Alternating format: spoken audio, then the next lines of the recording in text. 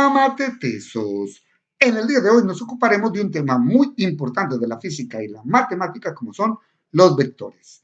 Y definimos un vector como aquella cantidad que queda totalmente definida por un módulo o magnitud, una dirección y un sentido. Como tal, para que dos vectores sean iguales deben tener igual módulo o igual magnitud, igual dirección e igual sentido. Los vectores se representan geométricamente por flechas y se les asigna por lo general una letra mayúscula o minúscula con una flechita encima. Decimos que una cantidad es vectorial cuando no la podemos determinar solamente por su magnitud o medida. También tenemos que decir hacia dónde se dirige y en qué sentido, si positivo o negativo. La dirección se refiere al ángulo que forma con el eje X, o también podemos darle una dirección geográfica como norte, sur, suroeste, noroeste o de cualquiera de las formas que podamos combinar estas direcciones. Veamos ahora cómo representamos un vector. En la imagen se muestra un vector representado con una flecha, como lo dijimos anteriormente, y en este caso su nombre es el vector A. Este vector tiene cierta magnitud, como lo indica nuestro programa, y esa magnitud podemos alargarla o acortarla y dependiendo de qué tan larga o corta sea, su magnitud varía. Tiene un ángulo, en este caso ese ángulo no representa la dirección o la abertura que tiene con respecto al eje X. Podemos mirar el ángulo que forma acá con el eje X, podemos también mirar su magnitud acá. Vamos viendo que a medida que alargamos el vector, su magnitud va aumentando. Esto también, como recuerda, como lo dijimos anteriormente, se llama el módulo del vector, magnitud o módulo. Vamos a ubicar nuestro vector en un plano cartesiano y ubiquémoslo exactamente en el origen para que podamos mirar varios aspectos del vector. En este caso, tenemos un vector de 25 unidades que tiene una orientación o una dirección de 36,9 grados, casi 37.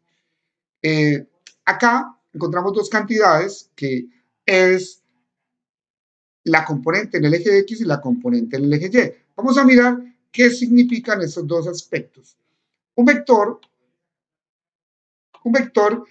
digamos que tiene como una sombra en X y una sombra en Y.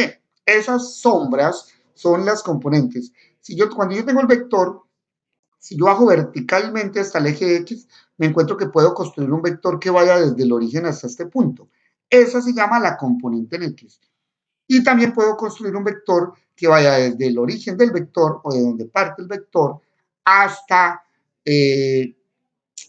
donde termina el vector en el eje Y. Esas son las que llamamos las componentes del vector.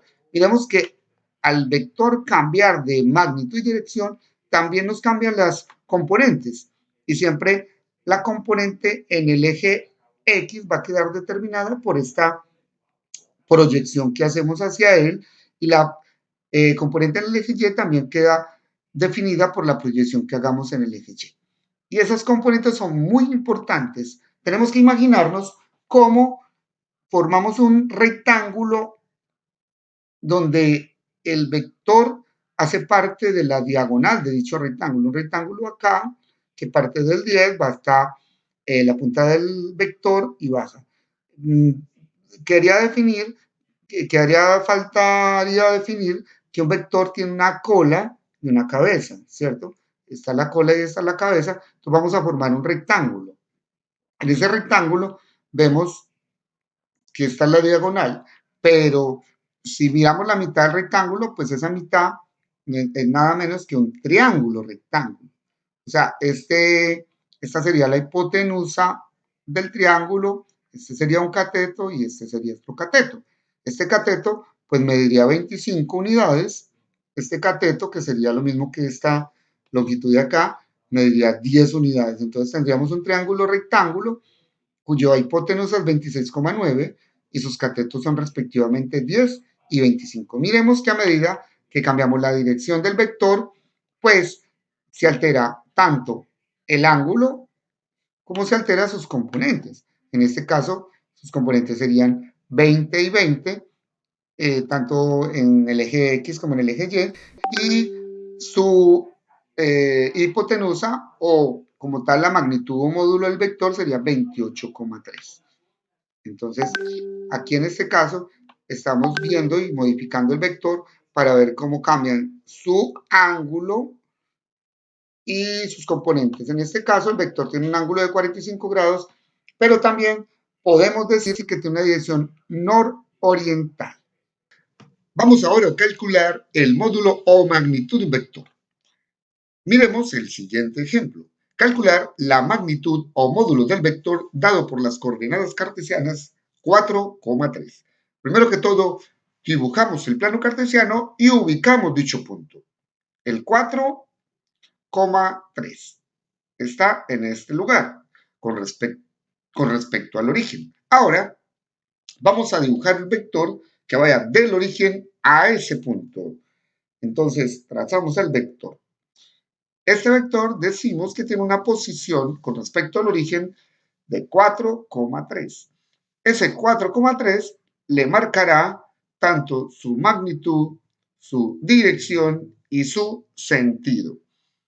Por lo tanto, podemos calcular el módulo o magnitud del vector, que sería la distancia que tiene con respecto al origen, desde la cola hasta la cabeza del vector. Como vemos, la proyección que tiene el vector al eje Y es 3, que es la coordenada, y la proyección que tiene el vector al eje X es 4. Si vemos, cuando trazamos estas líneas punteadas, formamos un rectángulo en el cual el vector viene siendo la diagonal. Ahora, si no tomamos el rectángulo, sino los triángulos que se forman, que son triángulos rectángulos, vemos que se forman dos triángulos iguales.